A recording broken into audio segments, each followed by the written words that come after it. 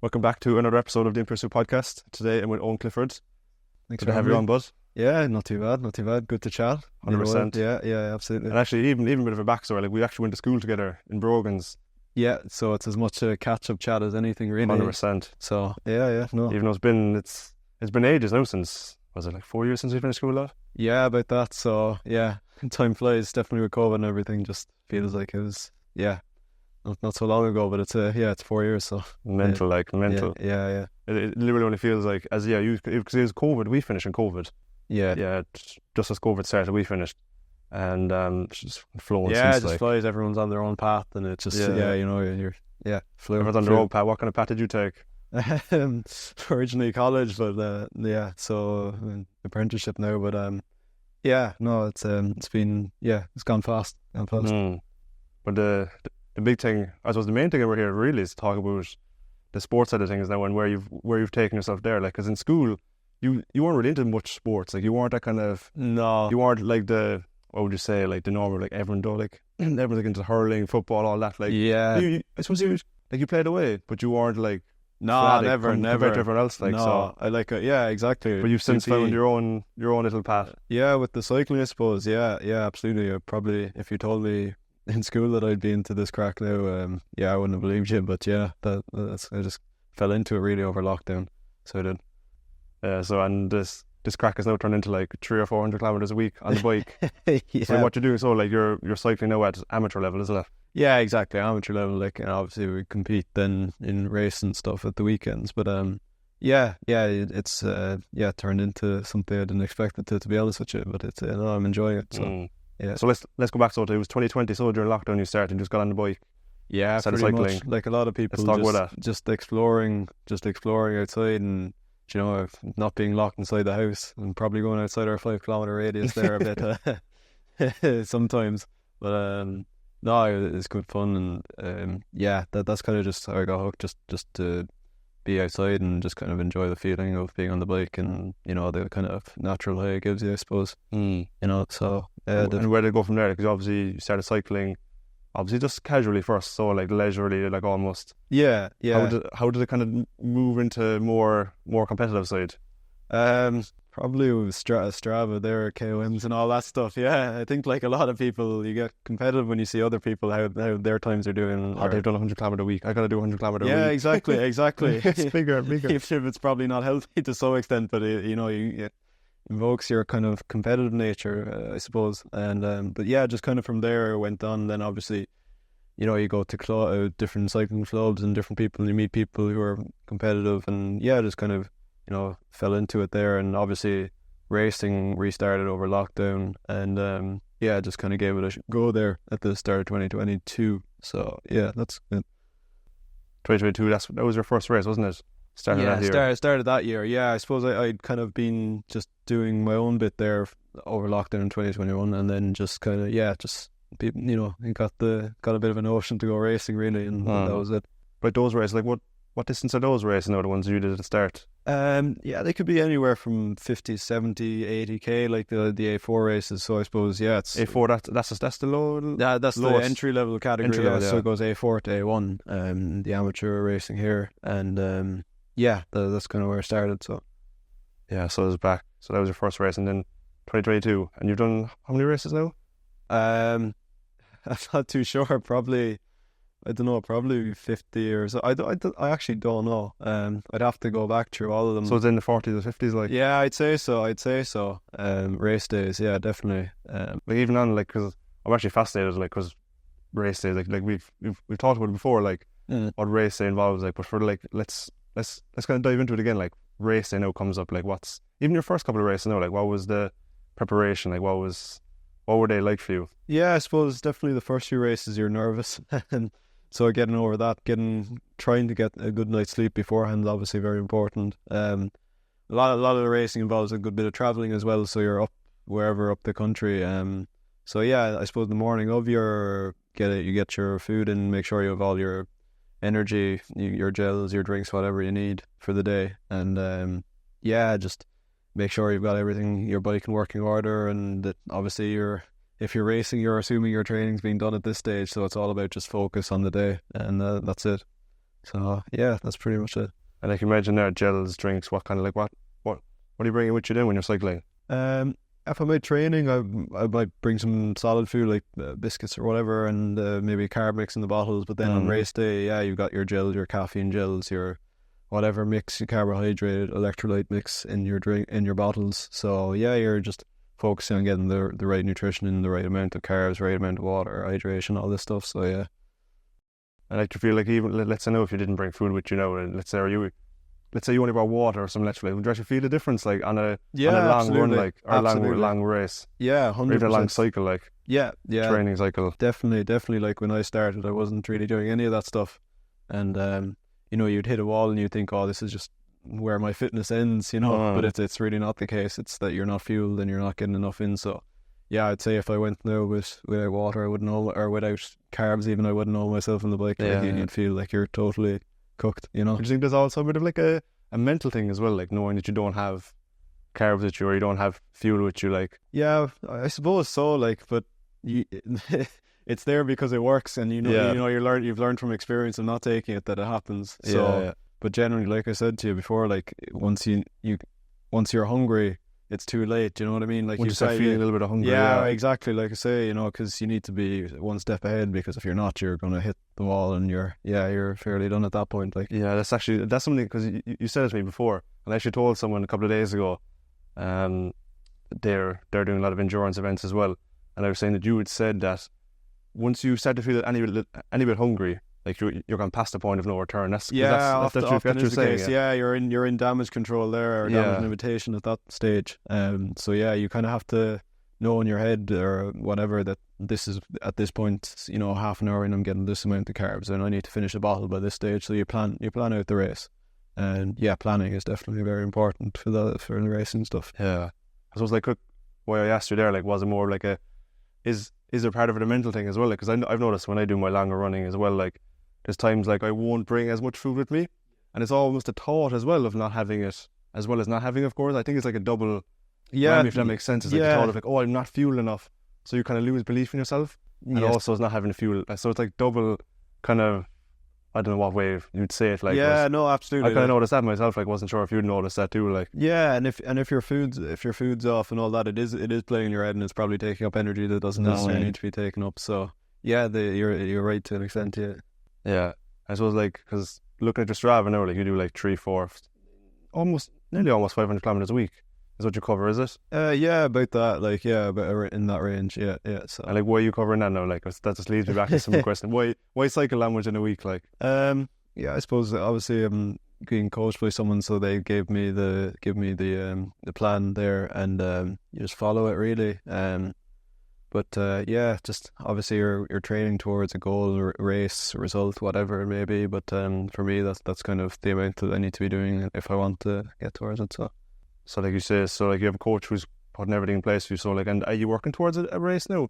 Because you've just finished up the RAS now, haven't you? Yeah, exactly. That was a week and a half ago now, 2 weeks ago. Yeah, last Sunday. So yeah, literally a week ago it finished up. But yeah, not. Look, there's races coming up that that I want to be in good form for. So that'll kind of be the goal now, and yeah, just see out the rest of the season, see how we get on. So yeah, because like we mentioned RAS, that's something I want to kind of touch on. Yeah. In a short while, but like, let's just say like a typical training week now, like you said, like you're averaging 300 or 400 kilometers a week. What does a typical week look like now, or how would your coach lay it out for you? Yeah, depending on what I'm coming into, but a normal training week, this time of year, you'd have a couple sessions of maybe an hour and a half, 2 hours base riding, and then you have small intervals or openers or sprints, and obviously, yeah, going into it the day before, you might have a short ride with a small bit of intensity, and then you have your race then on the Sunday. So yeah, it's a mixture of everything. It's just I think a lot of it is maintaining that base that you built over the winter, and then yeah, you've got your intervals to sharpen the sword, we'll say. The sword, yeah, that's it. So yeah, and like, how does the cycle season work? Yeah, so the race season. The race season, yeah. starts in March and finishes at the start of September, really. So then, yeah, you're kind of building. Then maybe you take a break in September for a week or two off completely to freshen up, and then yeah, you're just gradually ramping it up then from October all the way through to March. So So that off season big like. Well, obviously a lot of that is done indoors. So on the turbo. Yeah, if you're in work or doing whatever, if you're not professional, you don't really have a choice there during the week, and so obviously you're savouring those weekend spins. But winter, how much work you do will generally dictate, because you're building that base, to go into the race season with, and build the intensity and stuff. Yeah, and the Rasso finished last Sunday. Knee looks pretty battered anyway. The body overall, I'd say, was well battered. Like, by the end of it. So started last Wednesday week and then finished Sunday, was it? Yes, yeah, that's right. So let's talk about that, because you're obviously buzzing, because this was your first time doing this. Yeah, exactly. So what is the Rasta? Just clear it up for whoever's listening. Yeah, so it's a 5-day stage race. Most the stages, I suppose, go from 150 odd kilometers to 180 there. The second per day, stage. so that's per day you're covering that distance. Yeah. So it's about 780 or something over the 5 days, and it consists of amateurs like myself, and then maybe half the field is international teams, which would be professional, semi-professional. So it's a really. So you're way up against the big dogs. So we're like, finding out what it's like. It's a great experience, to so see. like that first day, so obviously saddle up on the Wednesday. Like, well, how did it go from there? Yeah, not too bad. And that day actually wasn't too bad. We finished okay. Then a bit of bad luck then on the Tuesday, which was the longest stage, kind of punctured, and then had a small. The second day, so about 30k in, and just as the racing started kicking off, I punctured. It took a while. I'd never got back in, so. Yeah, so a long day there, and had a wee fall then after. So on the same day. So fall. Like, how did it happen? Was it just colliding with gravel on a corner? Seriously? Yeah, it was. In fairness, it was my own mistake, really, and just took a corner too hot and didn't see the gravel on it, and just had a bit of a slide out, but it wasn't too bad. Bike went from under you, so pretty much. That's the worst. That's happened to me a couple of times with just wildlife, cycling on the roads. It's the worst thing. I think you're probably going like 2 or 3 times the speed as a normal person would have when they're cycling. Like, yeah, exactly. So no, in fairness, it was grand. Just a small bit, bruised and stuff, but it was grand. And so second day finish didn't go great. It wasn't the best. You probably used up a lot of energy then. Like when you're out on your own, you're just trying to finish within a reasonable amount of time, because obviously you're never going to be catching back on then once you're through the cars and stuff. But then kind of Wednesday, I suppose this was a Friday. Yeah, third stage was okay. Got through it, but you're obviously just trying to.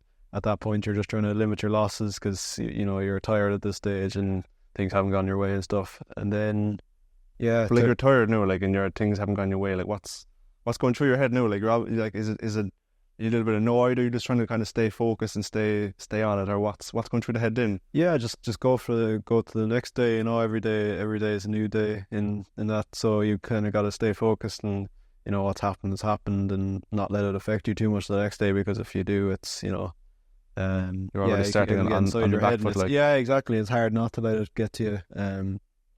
But the next day I had a bad enough old crash there, and I was on the Thursday there was a fall, and on the Friday there was a crash. On the Saturday. Saturday. Yeah. Just a touch of wheels inside the bunch, and I was lucky enough. We were going, I'd say 50 something k an hour, and just landed in a ditch, thankfully enough, and was because I know some of the other lads got fairly badly bruised up, but I was lucky enough. But that was kind of the end of my day as well, because by the time I was back up, it was full on again. So overall it was a tough week, like, things didn't really go my way, but which is kind of disappointing going into it, because obviously you train and you're looking forward to it, but it's at the same time it's the first time doing it, so it's a nice experience to have done, and sure, it's always next year, as I say, like, Yeah, and even like, because it's obviously the biggest event, you can kind of do it in order, and like, pretty much. What are some of the learnings, or some of the bigger things you've taken away from it? There's a couple of things really. I suppose for me, like, I'm still learning with bigger bunches, when because I mean, a lot of the race we do on the Saturday and the Sundays would be max maybe 60 or 70 lads, but inside that it's 140, so it's a different game altogether. And That's almost double, like, isn't it? Yeah, It's over exactly, double, and like. it's much faster as well because there's more people at the front to be pulling and all those lads. So, yeah, I think it's a skill you just have to learn over time. Takes different people different length of time, like. So I think once I have that some bit learnt, I'll be able to do a bit better in those bigger races. That's And even go into, like, do you feel that you had prepared your best, like, or was there anything that you felt you could have done better? Yeah, no, I was happy enough going in with what I hadn't missed training or anything like that. Yeah, nice. I think I was going as well as I could, but Decent. it's just the experience really is. Yeah. You have to have it, and yeah. That's it. And, like, those, because you mentioned, like, there's semi-pro lads kind of in there as well, like. Yeah, Like, what do you notice the difference from them compared to, like, let's say fellas at your level now, like.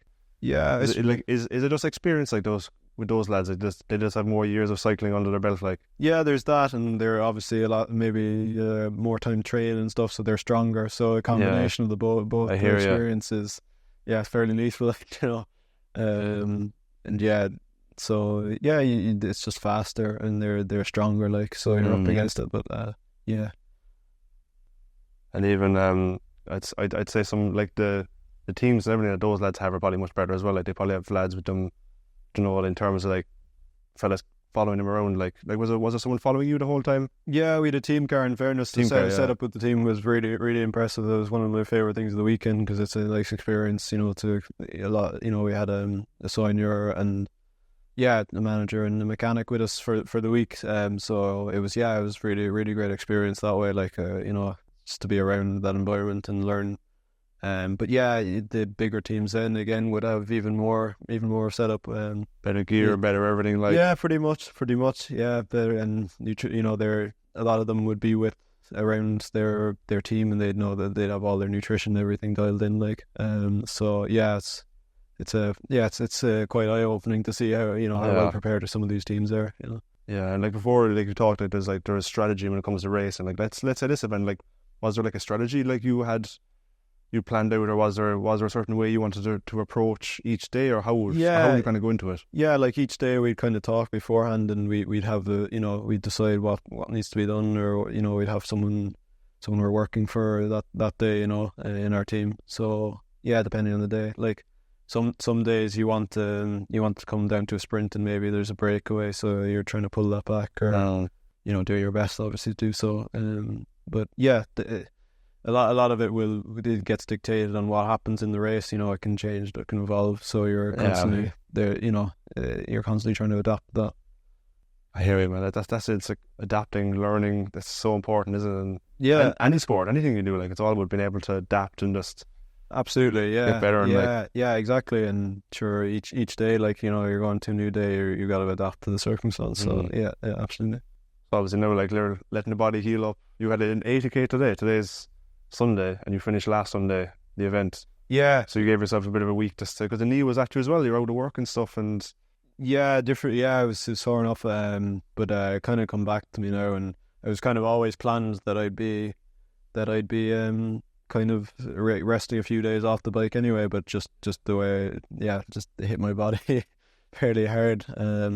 I'd say, well, like when it comes to cycling, hips, knees, you're just sore because you're using all your muscles. It's just you're not used to doing this volume in a week, and so it can be overwhelming. But I think that's the same for everyone. Like, there's very few lads that are doing this much regularly, or these stage races. So, because you even mentioned a while ago, like, you went from, like, was it like your average race before was like 60-70 kilometers?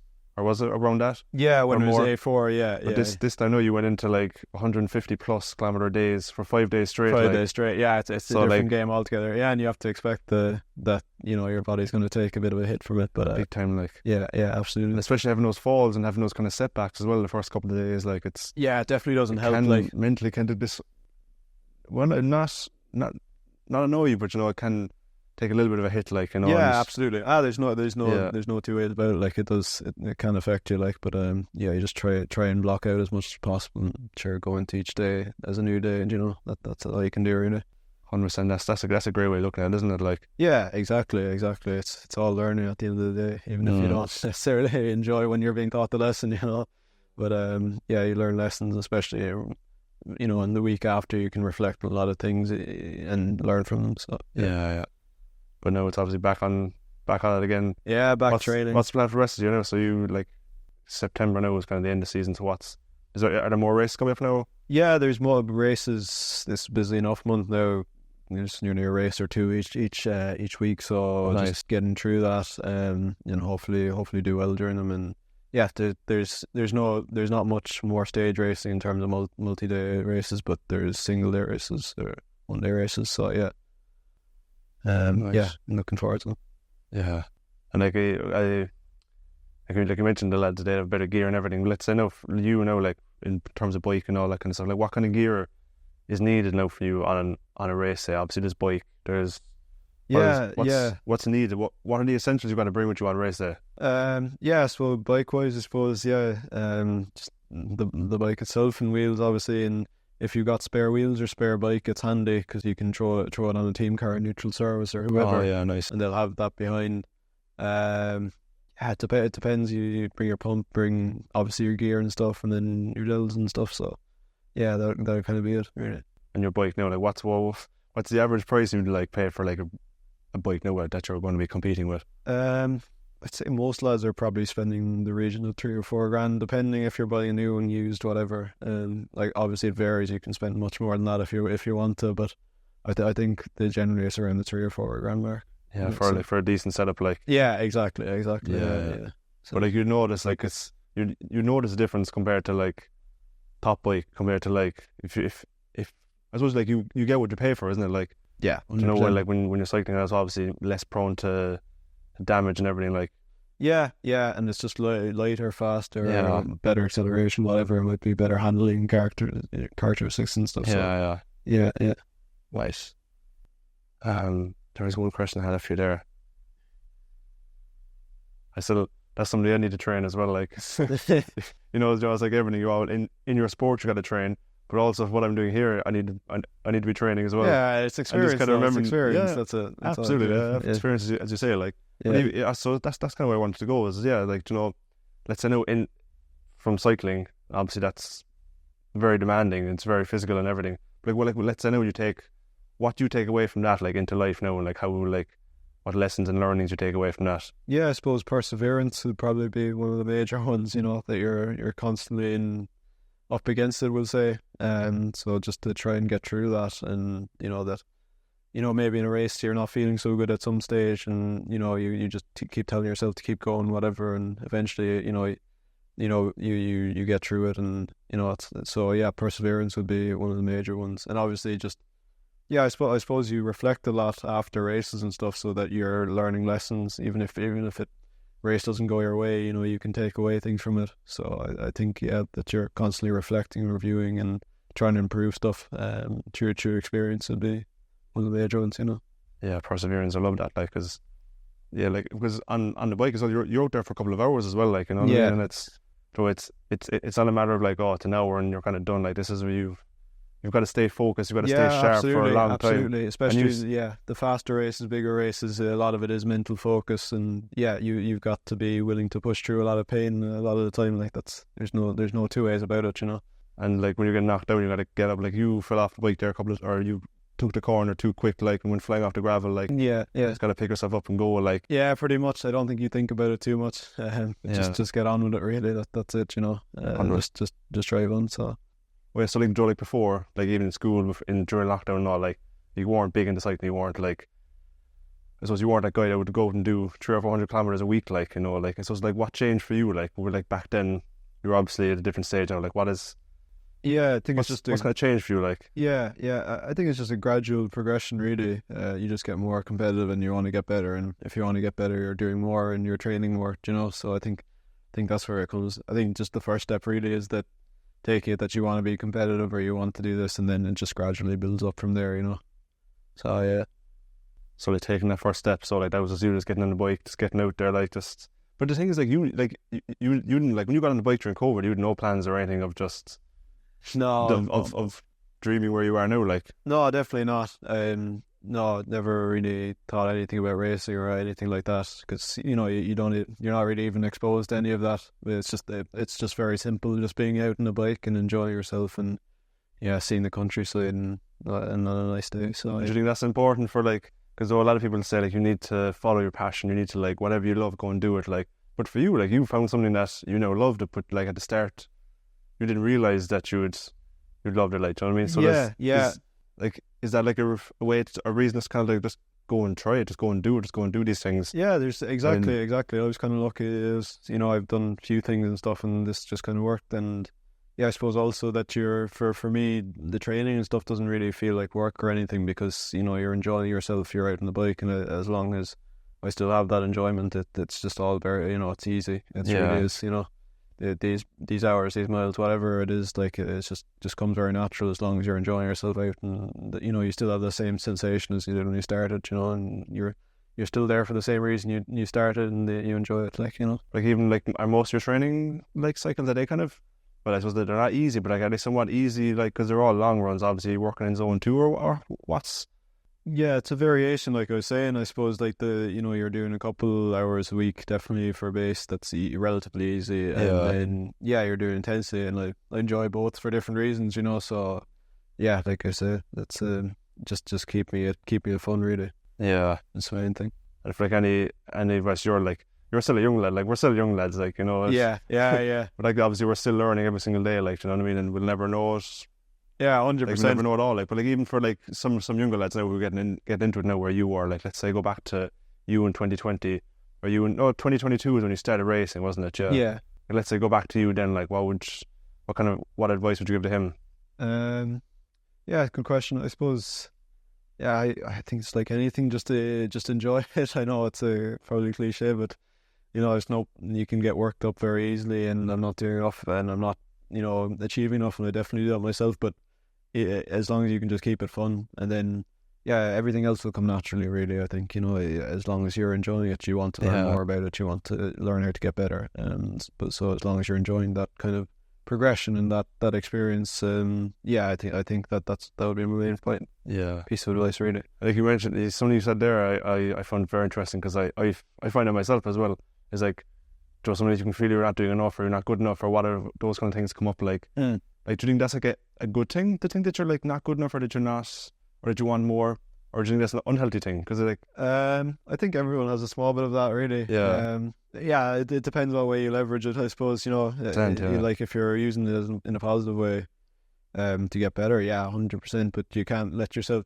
You can't be beating yourself up too much about it either if it doesn't go your way.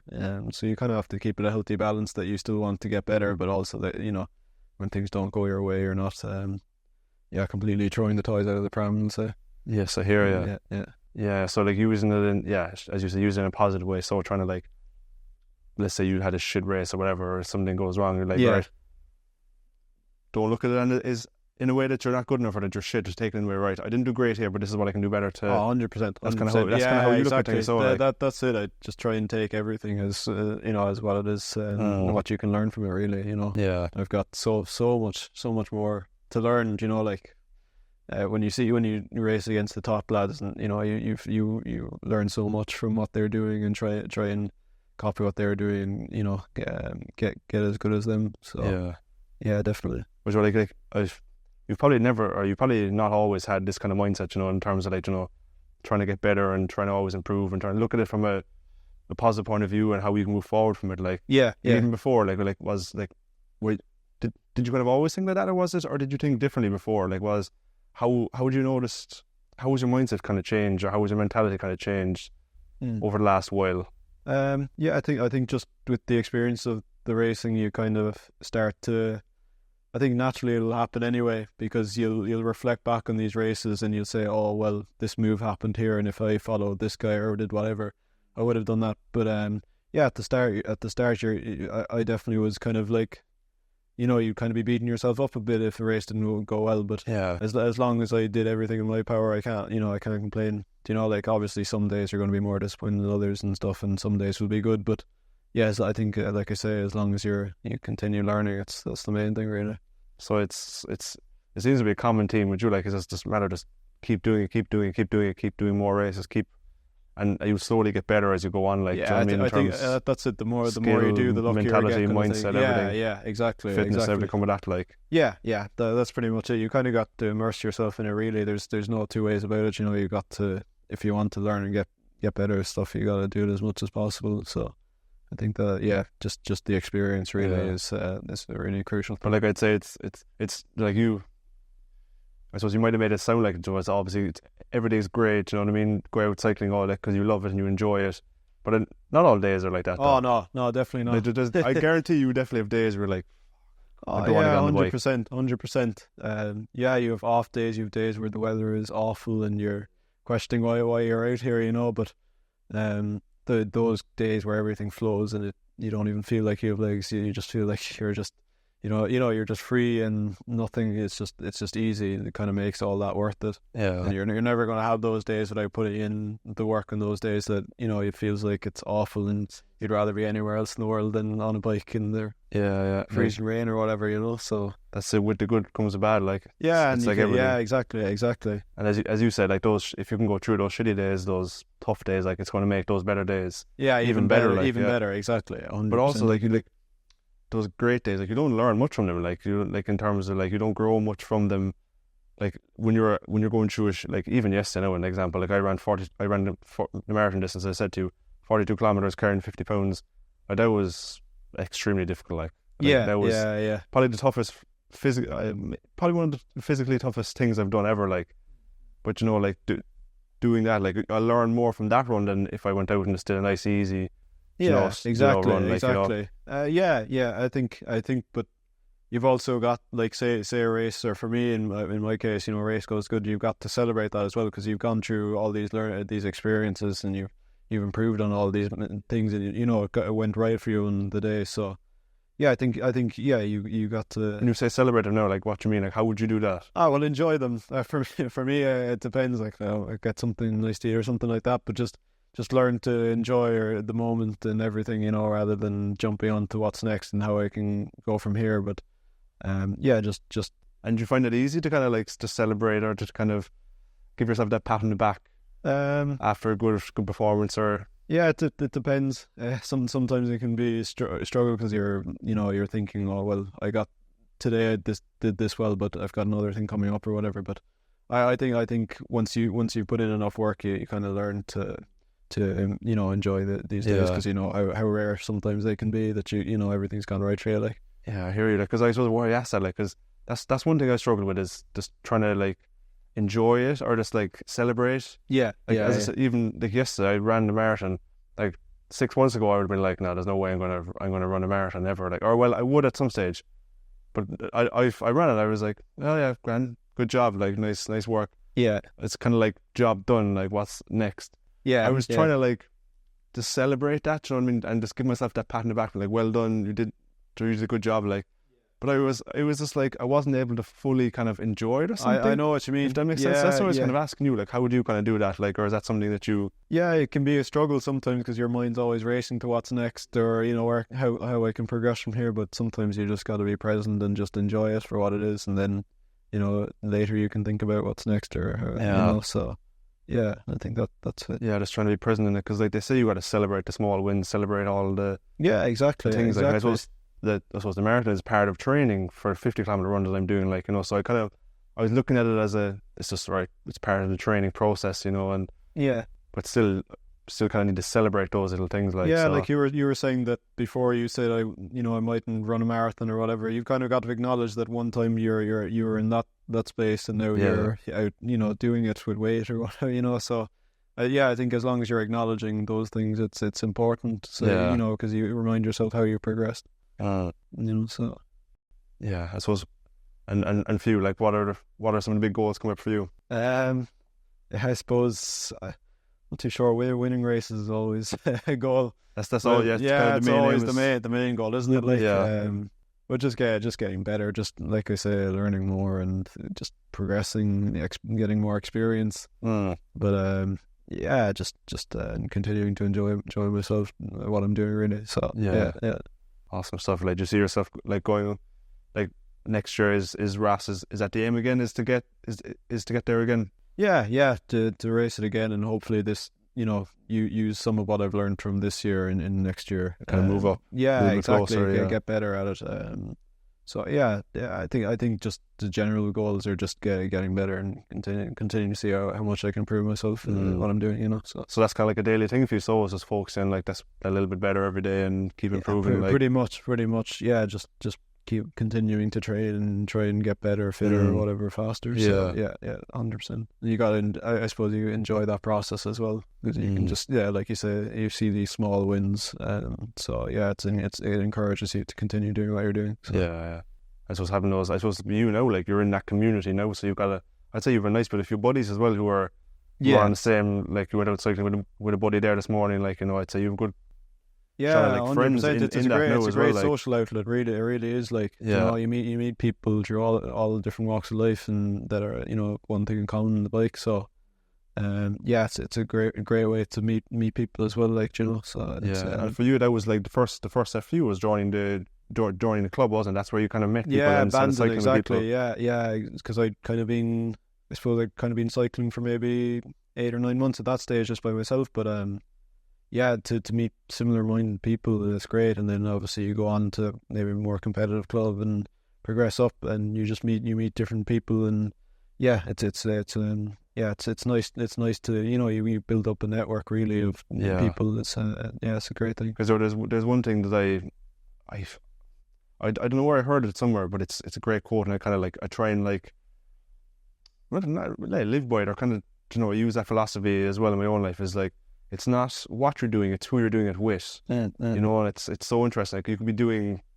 could be out pulling weeds, but if you have a good group of lads or a good group of friends, you could have serious crack doing that. Yeah, exactly. Like meaningless task, like Yeah. So that's why. Do you know what I mean? And then when you're doing something that you love, but also with people as well, like, it makes it even better. Like, 100%. So even because I even noticed there, like, with sports I used to be doing before, was very individual. I used to be going to the gym a lot on my own, that kind of stuff. I had friends in the gym that I trained with, but then I went back to team sports, and it's just that community, being around people, like that's what it's all about, like, And there was a guy, I'm sure who said it again, but there's something he said. It's like, what lads love most about college was the college football, but it wasn't about the football, it was about the team, I think so. I think a lot of sports definitely offer that balance between your individual training and whatever that offers you, and then to be inside of a team with different people. It's nice that way. Yeah. And are most of your training cycling, or would they be on your own? Yeah, pretty much. Yeah, like mostly when I'm with other people, it's the odd day on the weekend there, or the race themselves. So yeah. And like, when you're out cycling now, like, what's going through the head, like, do you have music on, or do you not? No. So it's I'm just thinking really about stuff. It's you just let your mind flow really, and that's it. I'd say it's because, like, even running and that kind of stuff, like, it's great for just being able to kind of process what you're thinking about. Yeah, exactly. Like, you can go out and cycle and have so many problems in your head, but by the time you come back, you seem to have them worked out. It's that kind of thing. So do you think that's why, like, physical exercise in general is so beneficial? Like, yeah, that's what I found anyway. Like, definitely, it can definitely be good for your head, like, to be out and just. But, like, even before you started cycling, like, were you doing any sports really much? No, not really. No. Nothing, yeah. So, yeah. But even even throughout your cycling now, like, it's funny, like, we kind of talk about it as if it's this, like, big long career, but it's only short. It's like, it's only not even 2 full years yet of racing. Yeah. Were there any big moments or any big pivotal changes for you throughout, like, those last couple of years? I think definitely when I went structured coaching or training, it definitely made a big difference. And then when I sorted nutrition and stuff out, it makes a massive difference. But I suppose there's races you do where you take action and it works out for you, and you think, geez, if I can, if I have more belief in myself, or I do these things, I can succeed here. So I think that's it. But overall, just it's just a gradual thing. There's no major just improvements on one thing, but just continue. So having a coach who's gave you structure within your training. 100%. Like, before, you probably just go out just cycling, exactly. random distances, and and it's like you're it's not targeted. It's not, so you can be doing so much. You're but progressing, but you aren't progressing as quick as you probably could have. Yeah, exactly. It's like you're throwing darts at a dartboard blind, but once you have the coaching, you know what you're doing, and you know what you're working towards. So yeah, that's so true. Like, and I even know it's like having coach or mentors for life or business or whatever it is. Having those people who will guide you is so important. Like, because it's like you'll make progress on your own, but if you want to make substantial progress, like that's having someone who's been there and knows the way. Yeah, is the way to go. Like, because you're going to learn so much from them. Like, and it takes that stress off of you as well. Exactly, that's the other thing. Like, the worry of like, what do I do? You just do this week? Yeah, you just go out and train, and that's it. Like, you just have to trust. You just trust what's being told, what you're being told to do, and that's it. And even nutrition wise, now, like you mentioned, that was a big thing for you as well. Like, what kind of change there? Let's say now before. What was your like nutrition like before compared to now? How it's changed? Yeah, definitely with fueling on the bike, probably wasn't doing enough of it, or under fueling and not getting the right sort of fuel into me. And then once you kind of sorted that out, you'd notice a massive difference, like we touched on earlier, in terms of getting the right amount of carbs and stuff on the bike. It makes a massive What difference. Is that number now? Because I think you mentioned before, like, is it like 80 to 100 grams of carbs you're aiming for an hour? Yeah, depending on what session you're doing, it can be anywhere from 70 to 120. Like, intense race, you're looking really at 120, 30, whatever. Is that drinking it or like gels or eating? Yeah, a combination of both. Like, you have carb mix in the bottles and then gels. So yeah. And is it like, because like what I'm doing now for my running, like because I'm still kind of experimenting for what I'm doing. Yeah. So I'm even from previous talks we've had, like I'm kind of learning from you as well to kind of aim for a certain amount. Yeah. But like I've tried like carb mix in the water with electrolytes, gels. Yeah. And also a couple of Nutri-Grain bars as well. So that's kind of what I'll do. I'll kind of aim for like, I'll have carb mix like 4 or 5 litres. Yeah. In my backpack. Yeah. And then I'll be sipping away on that. It's actually handy. You camel pack kind of thing. Yeah. So it's actually handy enough to sip away on that. And then I take a gel every 45 minutes. Yeah. Sip away on that like maybe 2 or 3 times throughout that. I'd have a gel. So that's kind of like I'm getting about 40-50 grams of carbs there every 45 minutes kind of thing. Yeah. Is that kind of decent enough, like, or should I be aiming for maybe a little bit more? You say per hour you're getting roughly, do you know? So it's probably around 60, I'd say, around 60 grams an hour, I'd say. Yeah, you probably could get a small bit more, I'd say. I'm no qualified dietitian or nutritionist or anything, but like just from my own experience. Yeah, your own experience, yeah. 100%, Yeah, I think so. Especially if it's a longer run, you'd want even more, because you'd notice it if you tried it, but obviously you've got to train your gut as well to be able to deal with it. But yeah, I'd say you could probably do a small bit more. Yeah, spot on. Yeah, well, that's decent. Yeah. So like, but like even like let's say day to day, like it is like, where the fuck was I going with that? How was I gonna? Oh yeah. So like, even. My brain's is kind of fried. Mine's a bit the same now. I don't know if the heat or what. I don't know what it is. Yeah, fucking hell. I thought because last night I made sure I got a good night's sleep. I had good food there all day today. Like, because even like the few days before long runs and the few days after. Yeah, I just try and make sure it's so important to get those days like as good as you can. Like, obviously to fuel yourself for the day, but then to replenish after, like, Yes. Even if there's 1 or 2 days in between there, that's so you're a little bit lean in yourself. That's fine. Like, yeah, 100%. But like, you're the same when it comes to racing. Like, is it like, are you those couple of days beforehand? Yeah. Like, are you carb loading as well before races or before any long cycles? Yeah, definitely racing and some of the longer cycles. Yeah, you'd be kind of loading up and making sure you have enough carbs the day before, the 2 days before. Yeah. So just keeping on top of that, just kind of getting what's required really for what you're doing. Making sure you're feeling. And even like mentally, like, because I think that's a big thing now in terms of sports. Like, obviously physically preparing yourself is big. Yeah. But I think there's a big focus now on like even like the mental side of things, the psychological things side of sport as well. Like, is that something you kind of like look at or dive into, or do you have any kind of approaches that kind of just to prepare you mentally even? Yeah, I think a lot of it is in what I'm doing is just being willing to suffer and accept pain for what it is. Nice. There's no two ways about it really. But yeah, you kind of, for me, a lot of when I'm doing the race, still know the route beforehand. So you can break it down, and once I get over this hill, I'm in the clear here or whatever. So just mentally preparing yourself for what you're undertaking, I think I found helps a lot.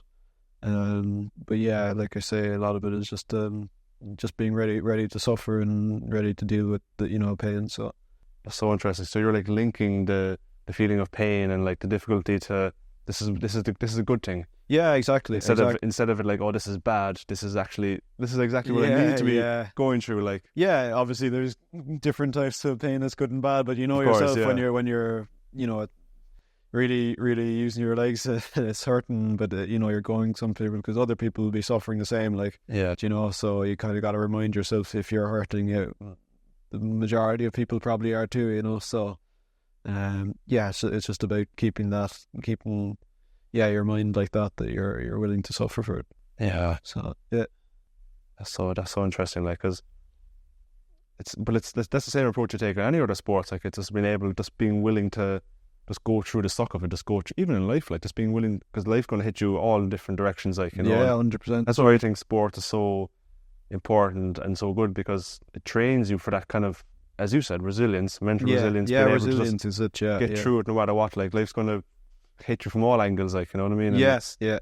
being able to just be strong up here and being able to go through it, like, yeah, sport teaches you definitely that. I think Yeah. you're right there. It teaches you lessons that you can apply to other areas of life. So yeah, and just being strong as a man and all that, like, so you can help those around you. And what's just one piece of advice now that you was even something you'd give yourself now?